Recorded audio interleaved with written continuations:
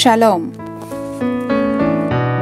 ఇర్మియా గ్రంథము 29వ అధ్యాయము 13వ వచనము.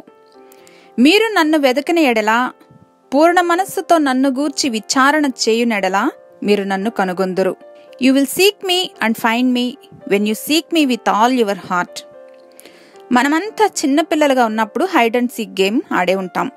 ఎస్పెషల్లీ తల్లిదండ్రులతో ఆడినప్పుడు వారు పిల్లలకు కనిపించేలా వారికి బాగా ఫెమిలియర్గా ఉండే ప్లేసెస్లో హైడ్ చేయటం, లేదా కాలో చెయ్యో బయటకు కనిపించేలా చేయటం లాంటివి చేస్తూ ఉంటారు. పిల్లలకు కనిపెట్టలేనంత హార్డ్గా ఎప్పుడూ తల్లిదండ్రులు హైడ్ చేయరు. And God does the same thing for us. మనము పూర్ణ మనస్సుతో వెతికిన ఎడల, ఆయనను గూర్చి విచారణ చేసిన ఎడల, ఆయన ప్రత్యక్షత ఎప్పుడూ మన కళ్ళ ముందరే. మనము తడువులాడుకుంటామేమోనని తన్ను వెదుకు నిమిత్తము వారి నివాస స్థలము యొక్క పొలిమేరలను ఏర్పరిచారని, ఆయన మనలో ఎవరికీ కూడా దూరముగా ఉండరని పరిశుద్ధ లేఖనాలు రూఢిపరుస్తూ ఉన్నాయి.